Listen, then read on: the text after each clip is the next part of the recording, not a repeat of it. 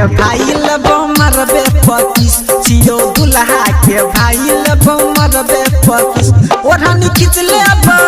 नाम लिख देब दिया अपना के बुझै जा तू 420 छियो दुल्हा के भाई लबो मरबे पकिस छियो दुल्हा के भाई लबो मरबे पकिस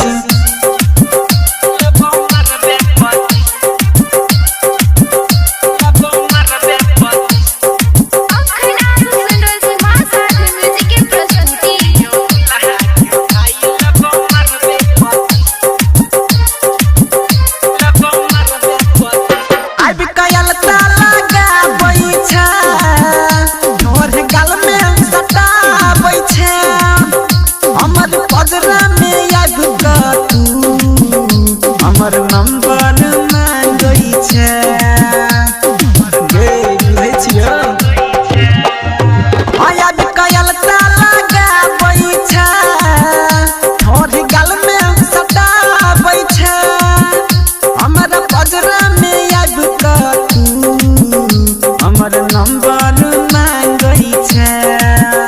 खाली हंसै छै एनिए ताकै छै तन के बैसल छै छोरी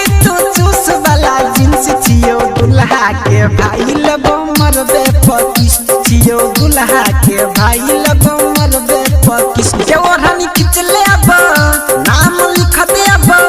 दिया अपना के बुझै जा तू 420 छियो दुल्हा के भाई लगो मरबे पकिस छियो दुल्हा के भाई लगो मरबे पकिस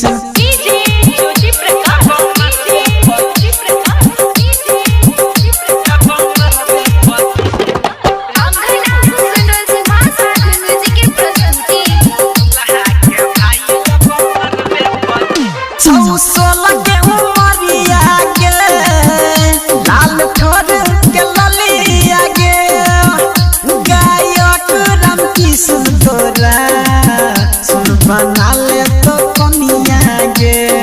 सुने छ साच के 16 के उमरिया गे लाल ठोर के ललिया गे गायक राम किशन तोरा सुन बने तो अपन रनिया गे सेल्फी खींचै छै मैसेज करै छै खाली बनबै छै छोरी के भाई लगो मरबे पकिस छियो दुल्हा के भाई लगो मरबे पकिस के ओढ़नी खींच लेब नाम लिख देब दिया अपना के बुझै जा तू 420 छियो दुल्हा के भाई लगो मरबे पकिस छियो दुल्हा के भाई लगो